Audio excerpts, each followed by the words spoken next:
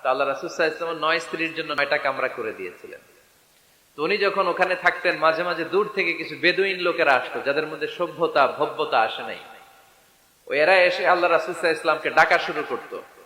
আমরা আমাদেরকে যেমনে ডাকি, আপনার নাম যদি হয় আব্দুল্লাহ, আমি আপনার বন্ধু হলে আপনারা ডাকবো, ওই আব্দুল্লাহ এদিকে আয়। এভাবে ডাকবো না? বন্ধু তো, তুই আমার বন্ধু, আব্দুল্লাহ এদিকে আয়। আব্দুর রহিম আমার বন্ধু, তো আমি ডাকবো এই আব্দুর রহমান এই। কিন্তু আল্লাহ রাসূল সাল্লাল্লাহু আলাইহি ওয়াসাল্লামের নাম হচ্ছে মুহাম্মদ, উনারা কি ডাকা যাবে এই মুহাম্মদ এই? ডাকা যাবে? উনি কি আমাদের মতো মানুষ? উনি মানুষ, তবে অসাধারণ মানুষ, ঠিক কিনা?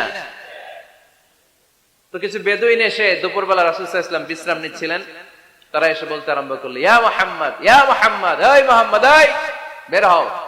আল্লাহ বরদাস্ত করলেন না। আল্লাহ বললেন, খবরদার, নিজেরা নিজেদেরকে যেমনে ডাকো নবীর ওইভাবে ডেকো না, তোমাদের সব আমল বরবাদ হয়ে যাবে।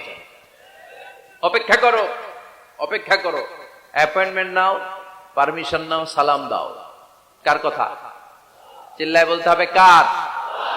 রব্বুল আলামিন বলেন, ইয়া আইয়ুহাল্লাযীনা আমানু লা তাদখুলু বুয়ুতান গায়রা বুয়ুতিকুম হাত্তা তাস্তানিসু ওয়া তুসাল্লিমু আলা আহলিহা যালিকুম খায়রুল লাকুম লাআল্লাকুম তাযাক্কারুন। পড়েন আল্লাহু আকবার।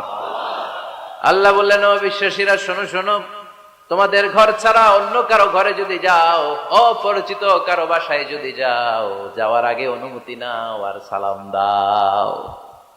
দেখেন সমাজ পরিবর্তনের ওয়াজ। অনুমতি নিতে হবে, সালাম দিতে হবে, পারমিশন নিয়ে যাবেন, অ্যাপয়েন্টমেন্ট নিয়ে যাবেন। অনেকে এমপির বাসায় যে ভিড় করে, এমপি রে পায় না, রাগ দেখে, আরে আসছি, এমপি হয়েছে তো কি হয়েছে, পাওয়া যায় না সময় মতো। এমপিরও কাজ আছে না নাই? উনি তো আপনাদের জন্যই কাজ করেন, উনি যে মিটিং গুলো করে আপনাদের জন্য, এই নির্বাচনী এলাকার জন্য করে, এগুলো বুঝতে হবে। অনেক ব্যস্ত মানুষ। হুজুরের বাসায় যে, এই হুজুর নামে না এখনো, এতক্ষণ ধরে বসে আছি, 2 কাপ চা দিয়ে বসায় রাখছে আমাদেরকে, এরকম অভিযোগ আছে না নাই? কিন্তু হুজুরও মানুষ, হুজুরের ঘুমানো লাগে, হুজুরের গোসল করা লাগে, হুজুরের বিশ্রাম লাগে, হুজুরের ফ্যামিলি আছে, হুজুরও অসুস্থ হয়, হুজুর রোবট না, ঠিক কিনা? এগুলো একটু বোঝার চেষ্টা করবেন, একটু আমলে নিবেন। এজন্য সুন্নাহ হচ্ছে কারোর সাথে দেখা করার আগে অনুমতি নিয়ে যাওয়া। মোবাইল থাকলে ভাই বিকেলে একটু আসতে চাই, উনি যদি বলে হ্যাঁ আসেন, যাবেন, তাহলে 1 নাম্বার সুন্নাহ অ্যাপয়েন্টমেন্ট নেওয়া। 2 নাম্বার সুন্নাহ যে সালাম দেওয়া, অনুমতি চাওয়া।